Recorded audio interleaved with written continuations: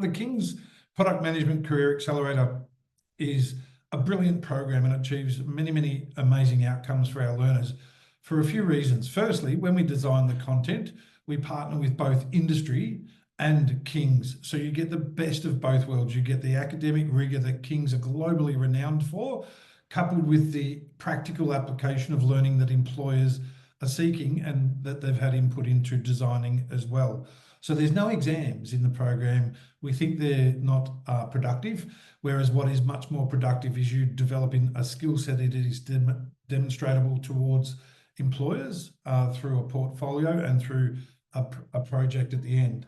Just to give you an indication of the structure of the program quickly, it's made up of 3 courses and 1 live industry-facing project. So course 1, Product Management and Strategy. Course 2, Product Design and Development, before course 3, Launching Products to Market. Each course runs for 6 weeks, and you do get a reflection week in between to help embed the learning, to submit your assignments or projects, and to gear yourself up for the next course or industry project. As mentioned though, on that industry project, your learning outcomes from those first 3 courses contribute to you then being a part of a team that will meet with one of our industry partners. Currently, we're working with Sky, and we've worked with many others. So you'll meet with some of the leaders, product leaders at Sky, for example, and they'll present to you a product-related challenge that their organisation currently experiences. As a team then, a team of 5 or 6 high-caliber learners like yourself, you'll have a 6-week project then to come up through the application of learning from those first 3 courses that you've completed with innovative and tangible solutions to that scenario, presenting your recommendations back to the Sky in a consultancy style presentation at the end. The benefit of that is numerous. It's practical application of learning in the real world.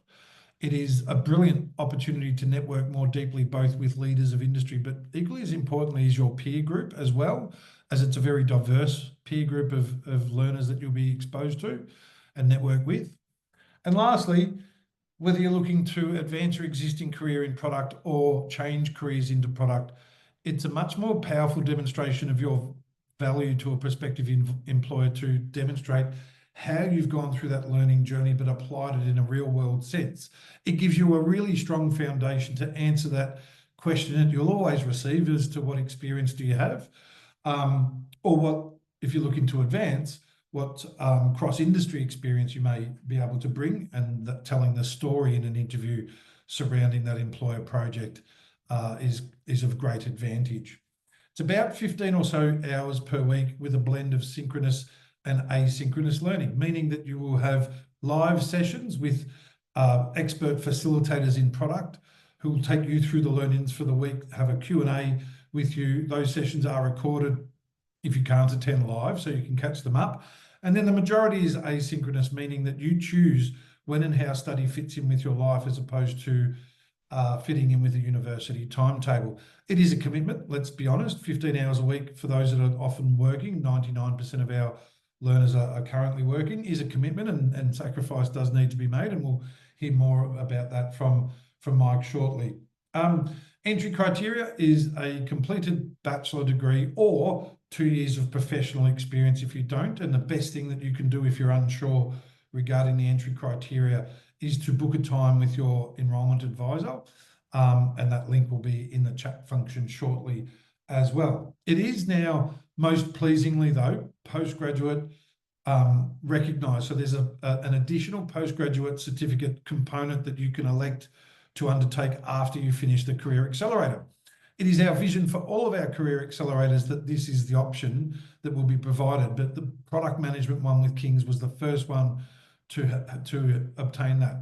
What that looks like is that you go through the Career Accelerator, and provided that you meet the entry criteria of achieving an outcome of 60% or plus to your grades, you can then apply to King's to commence the postgraduate certificate component. This is really interesting because often what learners do is go through the Career Accelerator, obtain your intended career outcome, and enrol into the postgraduate certificate, or enrol into that knowing that it's going to give also opportunity of employment by demonstrating this to an employer. But it's made up of 3 components. There's a real industry project that you can choose what to do it on, if it is in the workplace that you're currently or your new career is in, or we can give you product scenarios that are real within industry in which you can work on. Then you follow the project with a dissertation. So you academically analyse what went well with the project, what could be done differently, where you use different research methods and the like, before a short 5-minute presentation brings that together. We host them 2 times per year, whereas the Career Accelerator, we accept applications 4 times per year. There's 4 intakes of the Career Accelerator. The Career Accelerator is £6,000, and we do provide flexible payment options to enable more learners to take that on. You can receive a concession to the fees or a reduction to the fees of £450 if you do pay up front. Or we're really, really pleased to provide 6 monthly payment plans with no fees and no interest. And for those that want to extend that out, we do have a finance provider in StepX, where again, there's no interest. There's a small application fee of £20, but you can extend the payment plans over a 24-month period, should that be more in line with your budgets. The upcoming presentation commences on the 22nd of April, but that's almost enough from me. You'll hear plenty more from me, no doubt. But please pop your questions, as I can see they're already coming through. But I think what we'll do first is introduce our very, very special guest to get some insights into the program from Mike before answering the audience questions. So Mike, firstly, thank you. A big thank you from me for your attendance today. I've been looking forward to this for quite some time. But for the audience benefit, are you able to give the audience a little bit of overview of your background and what you're currently doing? Yeah, certainly. So thanks, Daniel. So my background, I originally was when I graduated, I studied material science and engineering. And for 12 years, I was working in sales for titanium. So selling into aerospace, medical, all the things you don't really want in medical, of like hip replacement, knee replacement, bone plates. It's kind of nice to know they're there, but pretty much everything we made, you don't really want. Yeah, I'm getting to the point where we'll probably need one soon, so that's good to know. Hopefully not too soon. It's kind of, it's nice to know they exist, but you don't really want those. So I was working a lot across Europe within sales for a family-owned US company. They can kind of boast that they're on every single aircraft, commercial aircraft at the moment, which is pretty cool. It was a cool place to work at. But I've been there for quite some time, and was just starting to kind of say, okay, what's next? There wasn't a lot of progression in that company. I wanted to work in tech. I knew that much, but I didn't know what I wanted to do. For me, my wife's a software developer, so she kind of, I hope, knows my personality. She'd suggested, why don't you try product management? I think your personality definitely matches a lot of the PMs that she's worked with. So started looking into it more and more, enrolled in the course. It took quite some time to decide to enroll in the course at the time. We'll touch on that. We'll come back to that. And then, so finished the course, finished there. And since that, I've launched a company together with my brother-in-law. And we started SensePilot, which is an assistive technology company. So what we're doing is similar to what Snapchat does, is we map the face, and it's for people who have limited hand and arm dexterity to operate computers and video games. So we use standard webcams, so we're trying to lower the cost barriers to people to access this sort of tech. So when you move your head around, the cursor will move around on the screen, and then you can map out clicking and keyboard actions to facial gestures. So raising your eyebrows, opening mouth, puckering lips, moving your mouth to the side. So we've been going for not quite a year.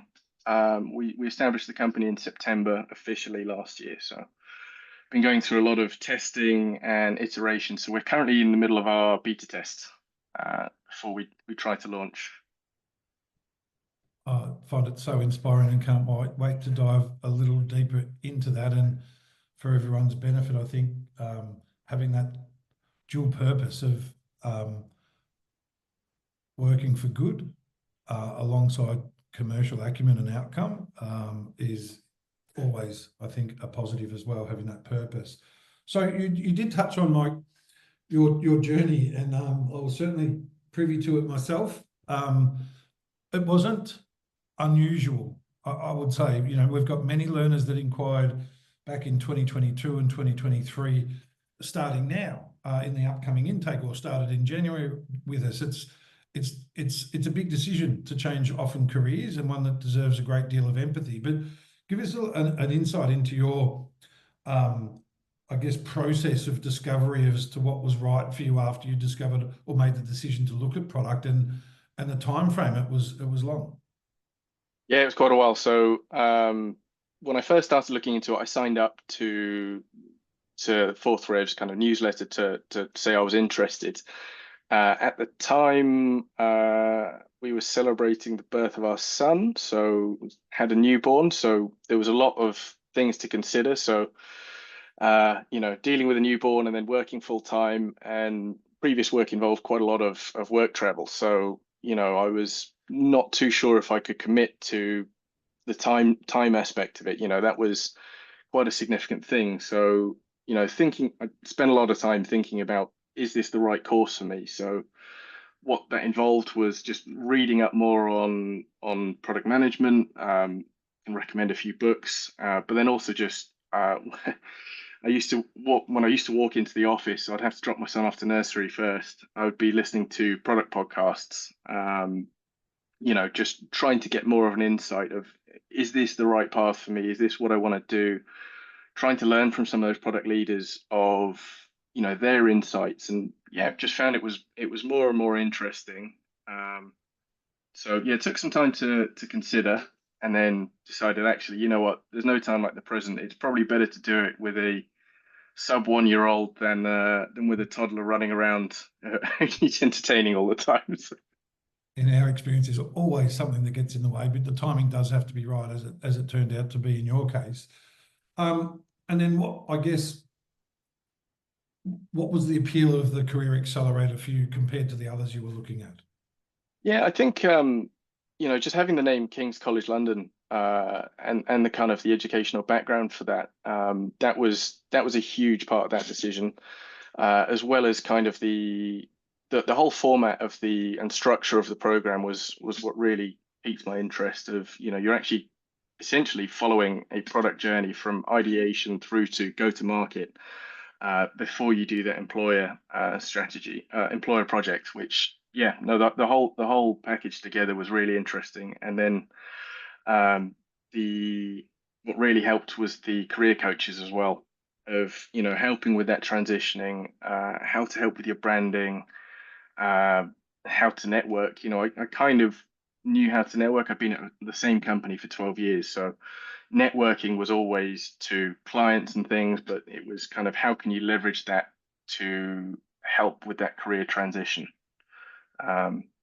So yeah, all of it together was what really swayed my decision. I might touch on that a little deeper, because I didn't mention it in the intro.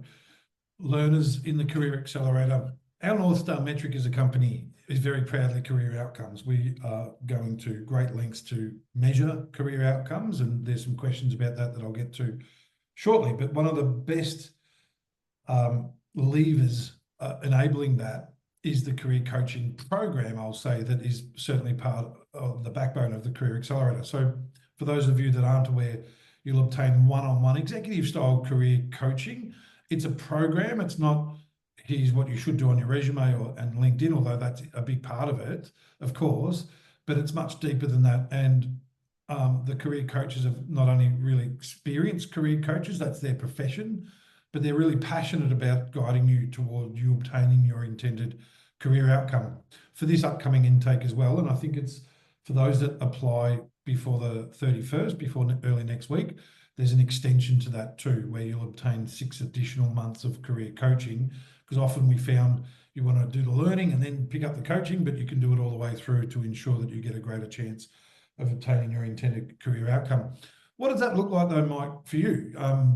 You know, what confidence did it build in you launching a business, or positioning how you might apply the skills to a role? How did it help you specifically in the career coaching aspect?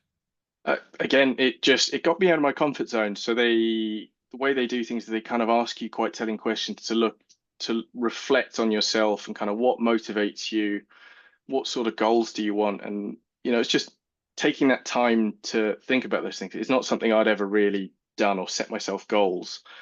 But it's reflecting on those values, what's important to you, of like what do you want to do, and one of the things that I kept coming back to was kind of a tech for good. So whatever company I wanted to do or start on I wanted something that would impact some people's lives in some measurable manner. So that was what I found was quite important to me. Um, so yeah, they did some really useful exercises together with some of the other Fourth Rev programs as well. So speaking with the UX designers and the data scientists, so actually bringing together as part of that careers program to support each other, because everyone's in this for the same sort of reasons, to move in their progress in their career or to change paths. So actually having a different side to product management as well really helped. So really helped to kind of understand what sort of things they were looking at, holding each other accountable as well. And then it was just showing you the power of networking. It's networking and your personal messaging. So how to stand out, how to really utilize your network. You've got a lot of people on LinkedIn, but there were people in there from school days that I hadn't reached out to, but just through the exercise of just shooting them a message saying, "Hey, how's it going?" You start a conversation about, "Oh, here's what I'm doing now," and that's really interesting. And then they might not be able to directly help you, but they would be keen to kind of introduce you to someone else that could as well. So yeah, the career coaching really highlighted that for me. That's a brilliant overview. Okay, we've got some questions coming through. Please keep them coming through. I've got a couple more about what the program looks like on a practical basis from a learner perspective, and some of the questions we'll get to as a part of that. But this is brilliant. So, I want to know what part had the biggest impact, but maybe taking a step back. What does a typical week for you as a learner look like during the program? Yeah, so they've released the asynchronous content. Is it a week in advance? I think it was a week or so in advance. So for me, I would try to do most of the reading before the live classes. So there were 2 live classes a week, one on a Tuesday evening and one on a Thursday lunchtime. It may have changed. So I tried to do most of the reading like over the weekend, to read it through once and kind of watch all the videos, and then join the Tuesday night class. And if there was anything I was still unsure about, go back to it, and then maybe kind of raise some questions on the Thursday class. So I tried to hit both if I could. It wasn't always easy working full time, kind of having to sneak out, during lunch breaks and stuff with my laptop to join the call. But just trying to engage with that, and then what the course content does as well is, if you follow it, it builds little bit by little bit. So it gives you lots of little exercises that build up towards the end of module content. So for me, it was staying on top of all of that. That was really important, especially with the little one, of just being super organized with it. So actually building up all these little pieces of work, and then you come back towards the end of the module for your final report and presentation, coming back to that work, putting it together, and then seeing what needed changing, seeing what needed tweaking. How do you make it flow as a document? Obviously, you've written some of it several weeks in advance, which was helpful because you had words on the paper, but a lot of it you had to kind of reformat, rejig, just to make sure it was a cohesive report and kind of a compelling argument to whatever the solution you elected to do was. And it's practical. So I mentioned at the top, there's no exams. You're submitting, for the benefit of the audience, what are you submitting at the end of each module for grading, for example? Yeah, so there was a report to submit. So you come up with a solution around a problem, and then you essentially argue about why you've chosen these routes. It's split out into different sections. Why have you made the choices you've made? There's no real right answer, as long as you kind of show the thinking process behind it. And then there was also a presentation to submit, which you had to record yourself delivering the presentation. And through the content that you click through and do the pre-readings, there's a lot of real world examples that you leverage. Yes, yeah. So lots of kind of real world from the product leaders and the videos. They talk about their experience of building products. You know, a whole range of products from med tech to e-commerce and the different considerations that they've brought into their field. Someone's got a question here, and I haven't got their name, but can you expand on the support of the facilitators? So you've got industry expert facilitators that are helping you and hosting those live sessions as well. What are they like, and what support do they provide you? Yeah, they were absolutely brilliant. So it was, you know, they teach the kind of the content for the week as well. So they'll have a few exercises that they go through as a group. But also, if you have specific questions, you can raise them to them during the class, or they were actually quite amenable to, you know, even after class, if you had another afterthought or kind of wanted to pick on a thread a bit more, you could, you know, more than happily reach out to them. They were also assessing your work, which, you know, getting in a product leader's input on the work you're putting out and kind of the thinking process that they have was really key. And then there was quite a lot of peer work as well and peer reviews, which actually I found the whole exercise very, very useful. So, you know, you're anonymously sent somebody else's work, and then, you know, it's for you to go and grade it and read through it and kind of understanding someone else's way of thinking as well.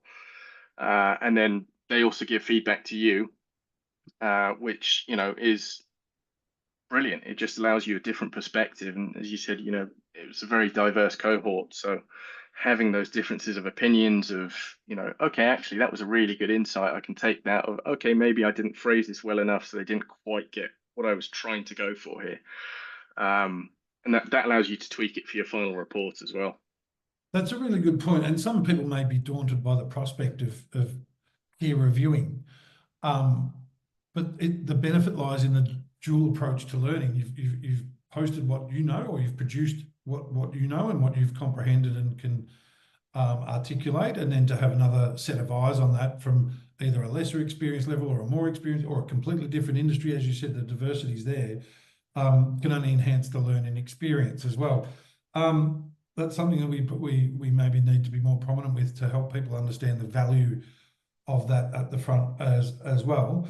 And then you get to the employer project, obviously. So give us an insight into and sometimes there's non-disclosure agreements and things. So if you need to be cautious with it, I can completely understand. But tell us what you can about who you worked with and what the benefit of that was.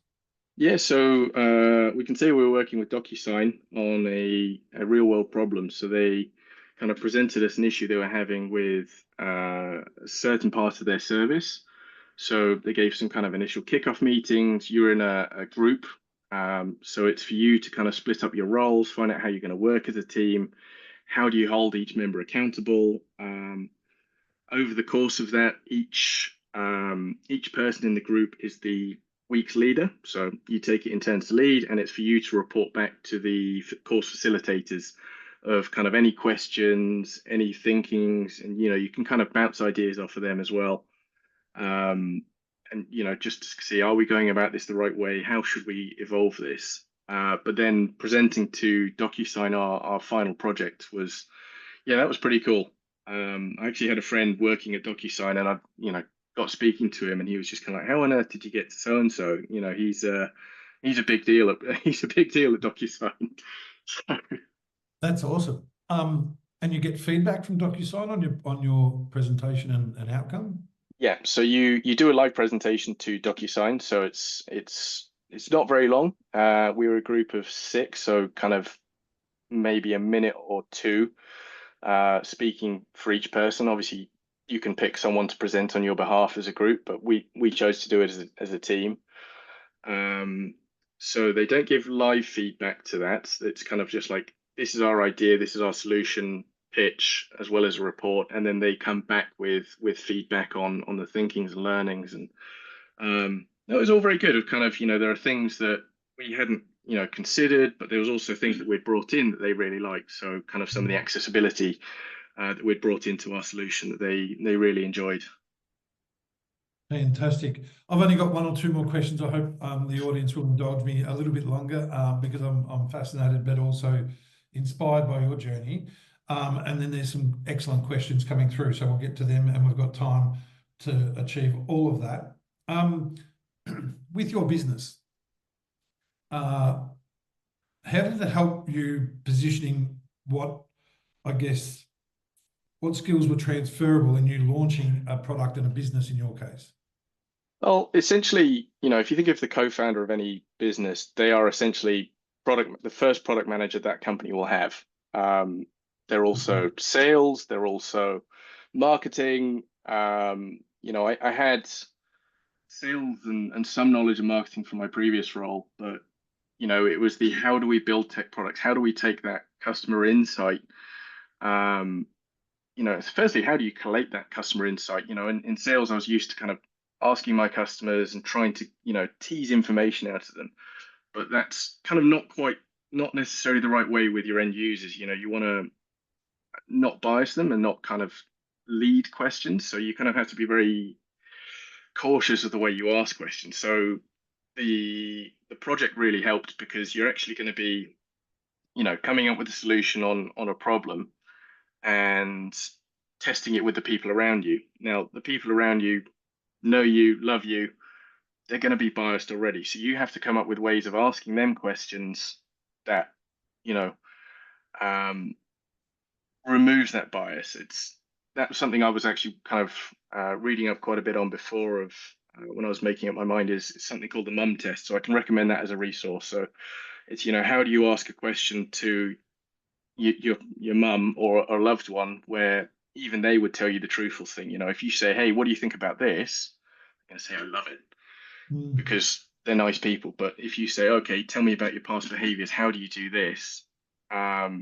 You'll learn a lot more, and you're not kind of influencing that journey. So that's been a core part from the course of actually, I had an idea, I was showing it to my wife, showing it to my parents, and how do you ask those questions and kind of understand their user behavior, and then how does that translate into building a product and coming up with an idea and a solution and wireframe. So that's what I'm doing on a daily basis, is speaking with our users, trying to get to understand their behaviors. So how do they buy things? How do they use things? How do they select a assistive technology? How does that decision making happen so that we can kind of make sure the problem we're solving is relevant to them and solves the problem that they have. When did you finish the program? April last year. April last year.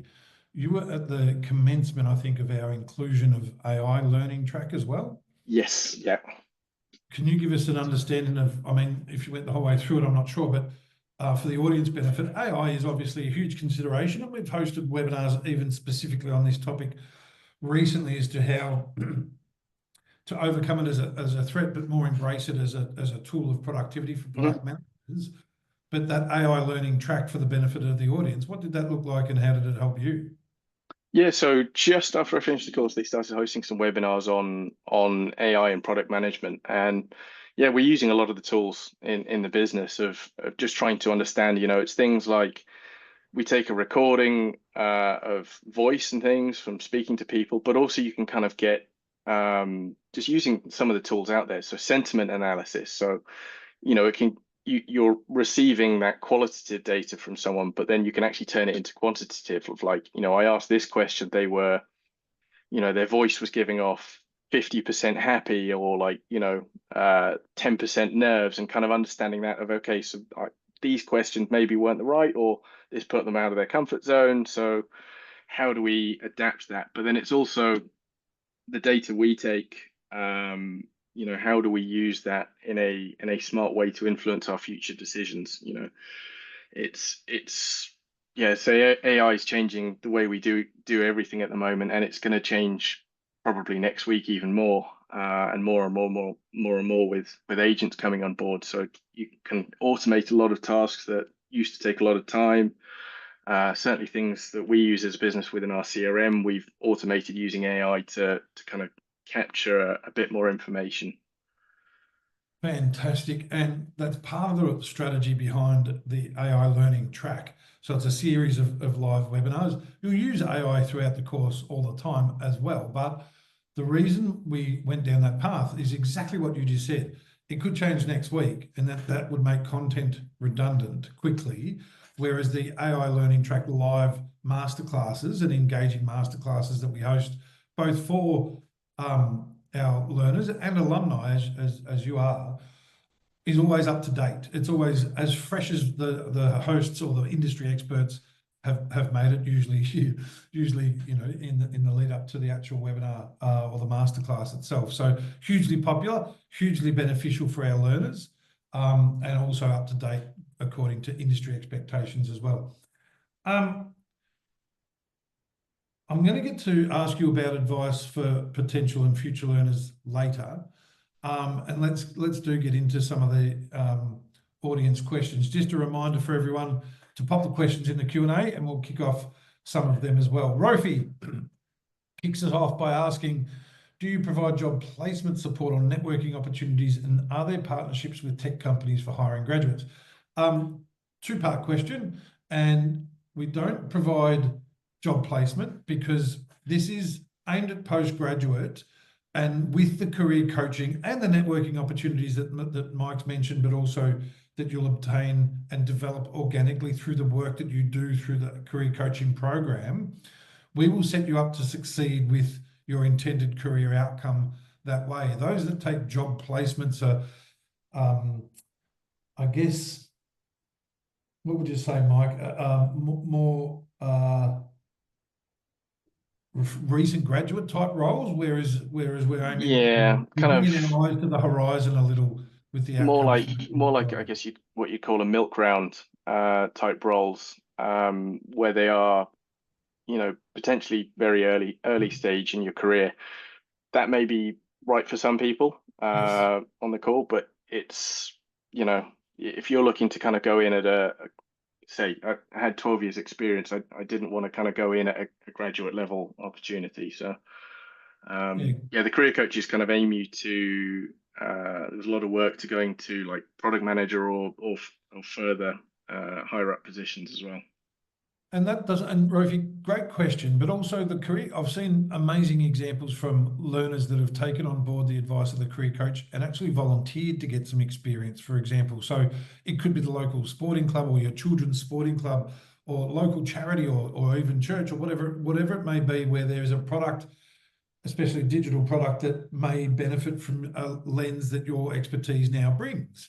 But it's a powerful thing to demonstrate in an interview when you say, well, actually, I do not only have the experience of working with the likes of DocuSign or Sky, but here's an outcome that I produced when I used a product and I realized it wasn't quite right, but they needed some assistance, and this is what it produces. So there are opportunities like that at a higher level, I think, that will also contribute towards employment outcomes as well.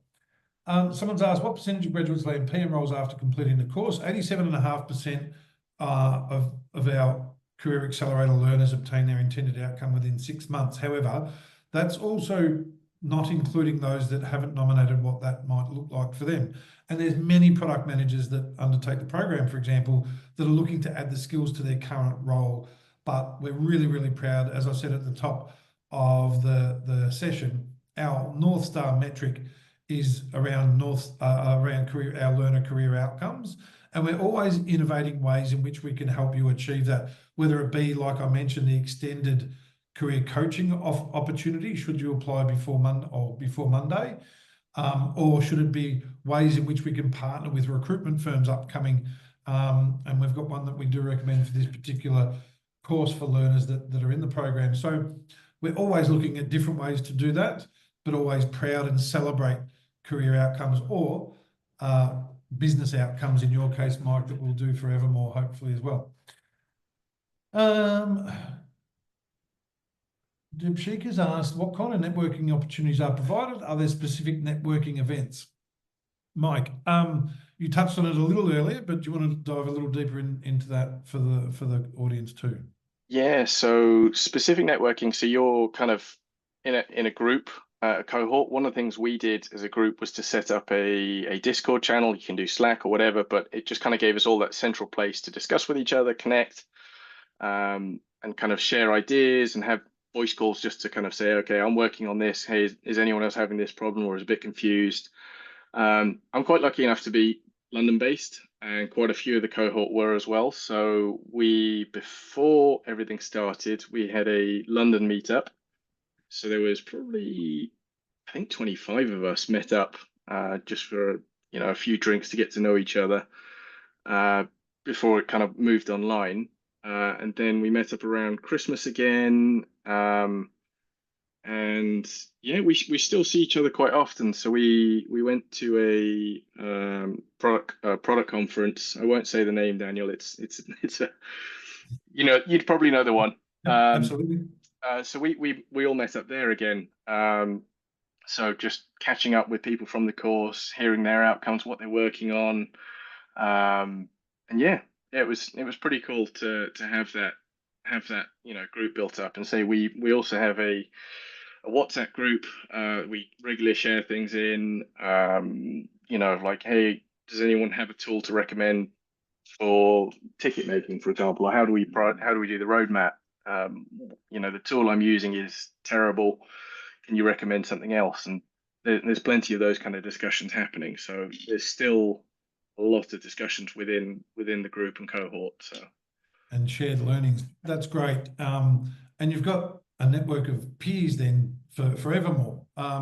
What about the value of networking with your facilitators? You said you touched on their expertise and the industry partners as well. yeah, certainly. So yeah, with facilitators, say they are product leaders, so they've been around the product industry for a while. They understand quite a lot of things. They also, getting to know them a bit better. They quite often post job recommendations to their networks and things. So, you know, getting to know them and understand them and getting close. And you'll also find out about different events within the product community. London's got quite a few. Mm. So you can, attend these, meet up with the facilitators and the industry partners. Like bumped into them a few times at a couple of these events and say, "Oh, I was part of this cohort. It's really good, really interesting." And "Oh, so what are you up to now?" And having great conversations. And actually, say they can recommend somebody else that could help or may be interested. And yeah, it's been cool to my part of the learning of the course. Excellent. And that's a true benefit of deep networking connections, especially with your peers. They're so diverse. We've mentioned it a few times. Someone else has asked, lessons live or recorded? They're live, but recorded as well. So if it's your birthday and you don't want to attend a live session, you can certainly catch up the recording, but always best to attend live so you can ask questions as Mike outlined earlier around what's pertinent for you for the learning of the week. I did see this question earlier, and thank you for whoever posted it, and you sort of touched on it quite deeply, Mike, already. But I'm going to ask it again because I think it's most interesting. For someone who doesn't have any background in tech and wants to transition, are there any kind of supports like internships? We've answered that, but I think your story in a nutshell is exactly that. You've achieved amazing things and had the support to do so. Is that fair to say? Yeah, definitely. Say it kind of gave me that foundational knowledge of how to get feedback, how to ideate, how to evaluate, and how to iterate as well. So it gave great support with that. In terms of, you know, things to suggest, that this is kind of actually how we came up with the company and understanding if we wanted to work together, is we entered a hackathon. Um, that's how this all started, is we just decided, right, let's just come in with an idea, build a rough prototype. I'll go off and try and find end users to speak to, interview them, let's, essentially build a mini company, build a website, etc., and then just see how we go. So you can kind of go into an event like that. You don't have to know the people. They can put you together in a team and then see, okay, I'm working with a couple of designers. developers, etc. And then say, okay, I'm going to be the designated product manager in this. So here's what I'm going to do, and here's what I'm going to bring to the table, and here's how we're going to work together, and how you kind of communicate those ideas. So that's what we did to kind of validate what we were doing. We came second in that hackathon actually, so that Oh, did wow. give us some validation. That was back in April last year, so just after the course, we entered that. Fantastic. Was it May last year? Yeah. That's amazing. It might, if that hackathon is still going and available, it might be worth sharing with our current learners and alumni what that looks like. Mhm. That's a great story. I love it. We've Deepshika's asked also, do the career coaches help with interview prepping? Absolutely. It's a big part of it. It's not only your resume and your LinkedIn and the things that you'd expect from any sort of career advice, but deeper career and executive style career coaching is more forensic around identifying your transferable skills, for example, when prepping for interviews, and highlighting the value that your previous experience and your new skills in product will benefit. The one thing that always shines through, and Mike, as an employer soon, you'll certainly appreciate this. The one thing that employers wanted and needed was the business application of the product journey and the understanding of the impact that it can have, whether it be managing cross-functional teams or digital communication platforms, all the things that add up to delighting a customer in the end and deriving revenue is the key component. It's you're the conductor of an orchestra, really, and sometimes it helps to have the technical skills, or you might already have more technical skills, and develop then also the customer facing skills through the program that you may not have had previously, as Mike's outlined with his research analysis and the like. So yes, they will certainly help with prepping interviews, should that align with the time frame, but it's much deeper around not just the interview prep, but positioning yourself to obtain. And it might be advised to say, don't go for that job as well. We've seen that numerous times when coaches are presented with an opportunity from one of the learners, and they look into it and say, well, your skills lie here. This role is with a big corporate. It's going to be focused wholly and solely on one aspect of product, whereas you're more extroverted, or you're more interested in a startup environment where you'll be overseeing and responsible for more aspects of the product. So there's things like that they'll certainly take into account as well. But thank you for your question, Deepshika, as well. Does this course only apply for digital products, or can it apply to physical? It's heavily weighted towards digital. Heavily. I think that's fair to say, isn't it, Mike? Yeah, But yeah, definitely.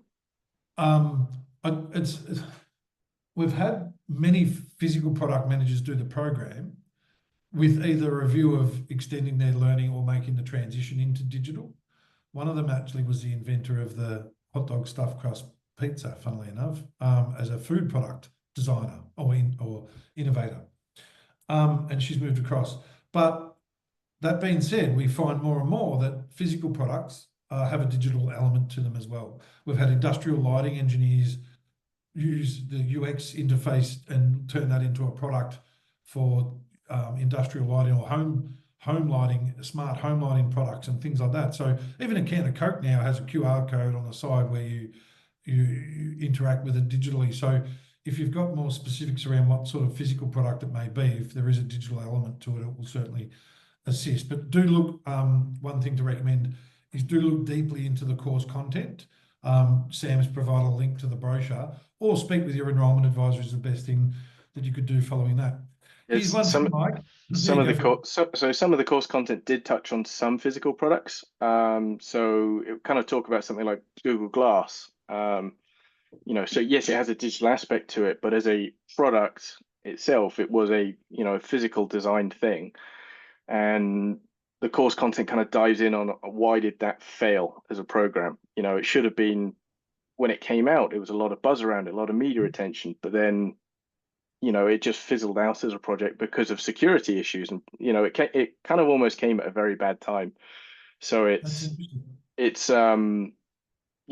was industry ready for that sort of a product? And did they do the right research at the time? It kind of came out at a bad time with the whole Facebook Cambridge Analytica sort of data security focus. So, there was suddenly a lot of, you know, movement towards data security and protection. So that does touch on some physical products. So it does still have a digital spin.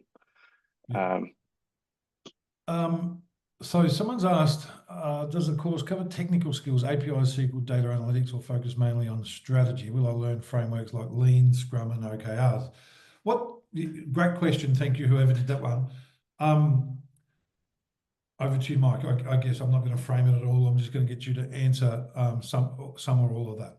Yeah, so the whole course is kind of built around agile principles. So that's part of like you're building in small blocks and then iterating as you go. So it does encourage you to think in agile processes, and there is a good chunk of one of the modules on agile and why it's used versus waterfall or other methods. It does kind of like heavily focus on strategy, but there is a lot of focus on the OKRs. So you have to define, these are my OKRs, and then this is essentially what our roadmap looks like. Here's our epics and stories, and breaking everything out into the strategy, and then keep bringing it back to your North Star, keep bringing it back to what objectives, what key results, what KPIs you're going to measure. So not so much technical like SQL and things like that, but it's focusing on how do you if you make a change, how do you measure that? How do you optimize for that? And then how do you take whatever data you can get for that to make your next decision? And then how does that impact the rest of your strategy? Yeah, good point. And also the role of the PM, whilst of benefit to be adept at some of those tools, often have the management of the people doing that in effective stakeholder management as a PM as well. Great question. But what tools do you use as well? Like you've used in the program, was it Figma, Miro, all those? Yeah, Figma, Miro. Did some design on Canva. So use the standard kind of PowerPoint, Word sheets or whatever, just to kind of assign everything. Wireframing in Figma to get some good designs. We used ProdPads quite a bit as well for kind of setting roadmaps. So I still use quite a lot of those tools now. Brilliant. Are there scholarships? Do you offer a money back guarantee if I don't find value? No, we don't have scholarships per se. We only limit the amount of learners that we can take on within an intake. And there's two reasons for that, I guess. One is the coaching capacity that we have, and certainly the facilitator capacity, but more importantly is the learning experience. If we open this up to 200 or 300 learners globally, and there are global learners, don't get me wrong, we've got North American, we've got South Asia, EMEA, and obviously the majority in the UK. But if we opened it up further more per presentation, it would mean that we would dilute, well, it would mean that we would need more learners on a project team, which would then in turn dilute your roles and responsibilities within that project team. There's a refund policy, obviously, that we have in place if you make it through certain stages of the program and decide to withdraw, but we don't. I'm really proud, we all are really proud of the progression rates that we have within the program, because online learning generally has a really high attrition rate, whereas we don't see that. We've got more than 90% progressing successfully through, and are always looking at ways again to support learners to ensure that continues. But thank you for the question. Is the certificate recognised by top companies in industry? In short, yes, especially those that had the input into the design, I guess, but also those that you work with from the employer project perspective. But there's a second part to this. How does the course compare to others like Reforge Product School and Pragmatic Institute? I guess it's a number of ways. I could go on forever about it, but Mike, I guess you held them all up against each other initially. What did you find, aside from what you mentioned earlier, but feel free to rehash that too, as to why this is so different? I just thought it was the whole experience and package of it that really added up to more. There are a few other schools out there. Um, they all offer different things in different ways. But it was also that kind of that real synchronous learning with those experts, with the career coaching. For me, that was what really cemented my decision. Yeah, and you touched on it earlier, King's behind Mhm. you with the academic rigor.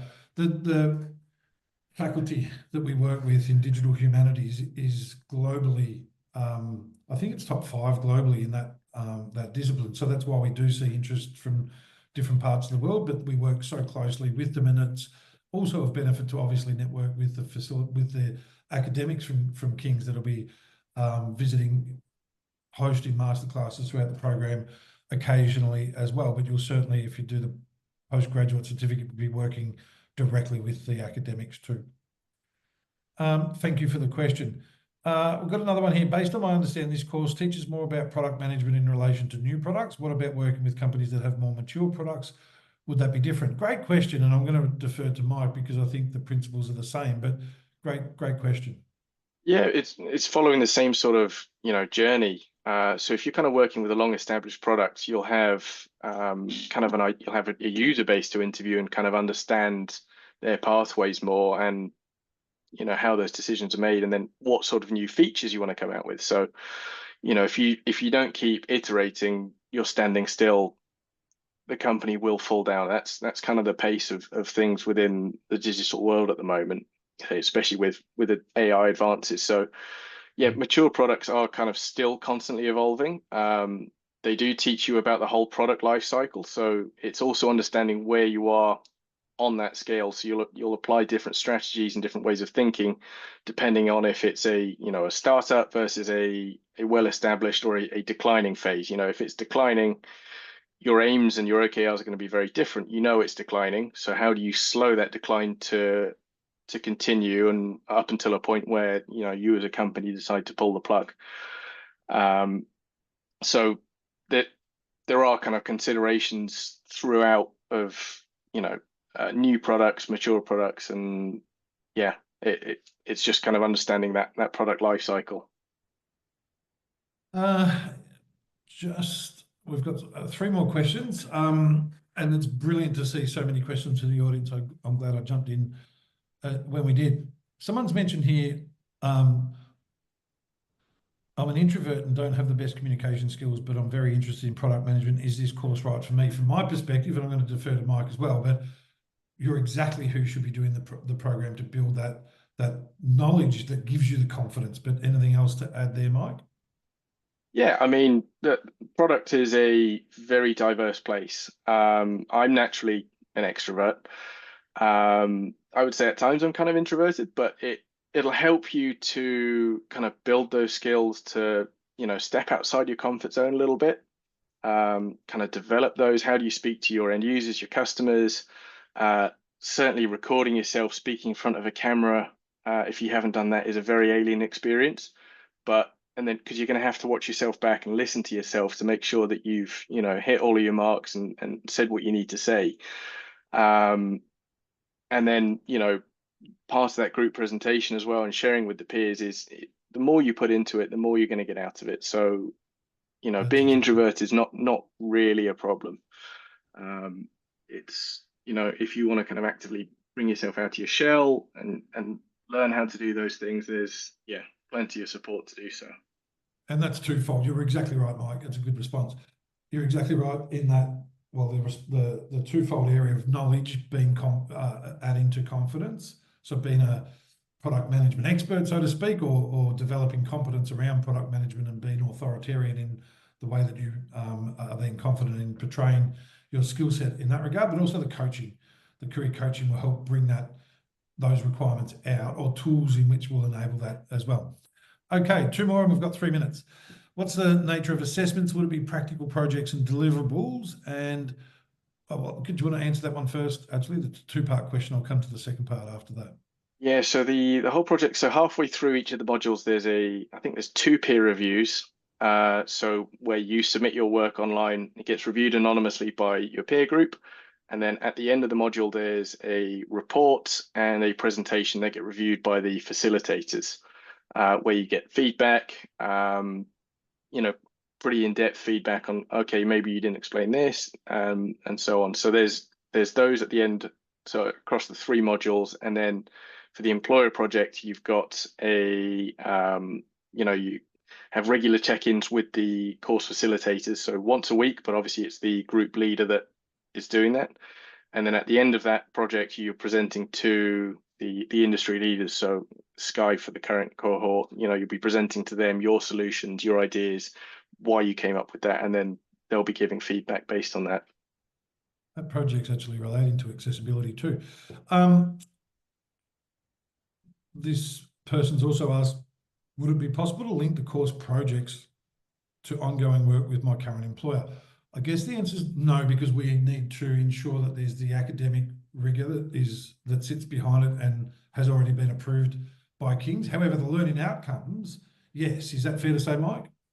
Yeah, so there was some in our cohort where their employer had kind of agreed to pay for the course and kind of encouraged them to do it. You know, it's somebody who was almost moved into the product manager role and then just kind of got there and went, what am I doing?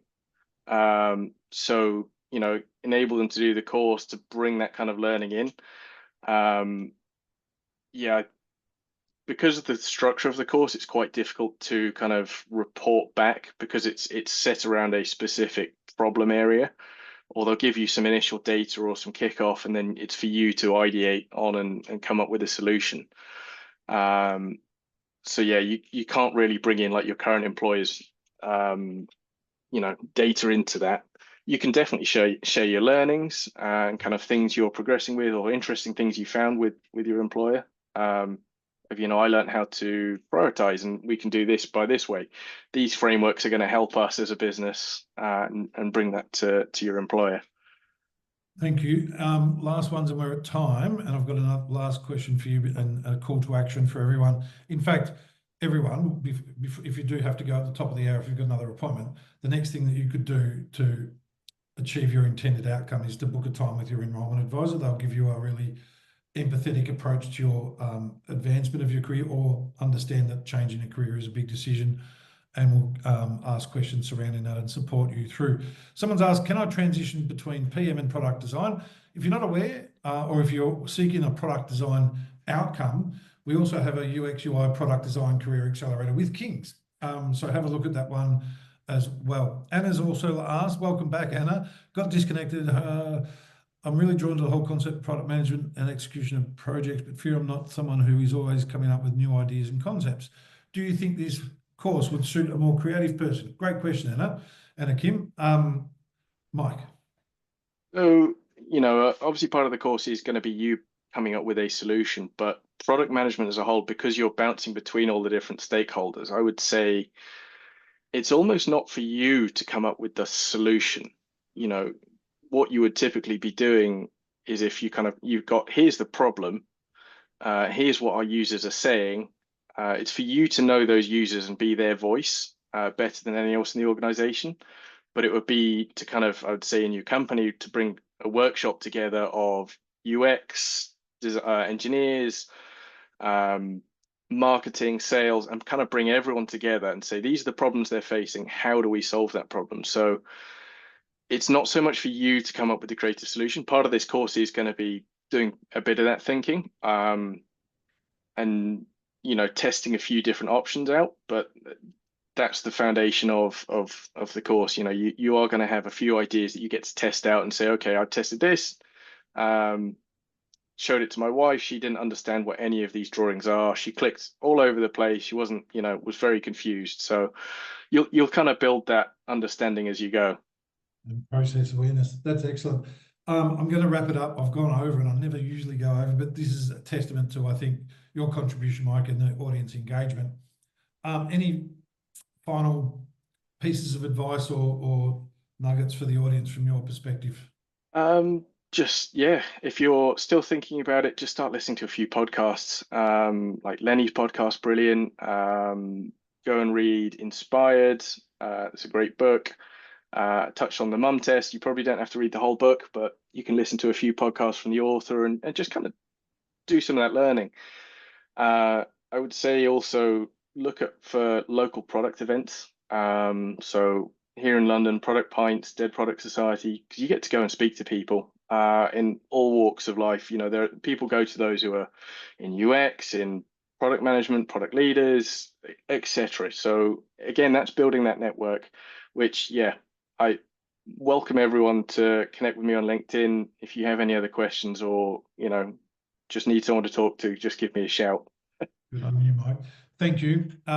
Thank you, everyone, for your attendance, for you taking that next step. And the next step from here is to, after being armed with yourself, you're arming yourself with additional information that Mike's just mentioned, having further conversations, I guess, with those around you who may be impacted by your decision to study and the sacrifice that you need to potentially make over a 6-month period to complete the program.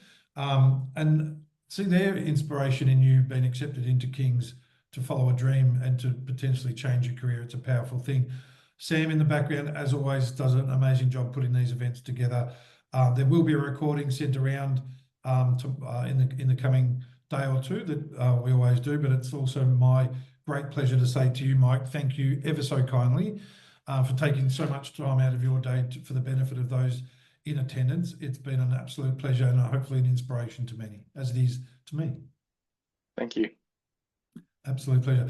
Thank you all. Book a time with your enrolment advisor. It's the best thing you can do. And just a reminder, the offer of extended coaching finishes on the 31st of March. So get your applications in prior to then, and you'll be nurtured all the way through to becoming or advancing your product career.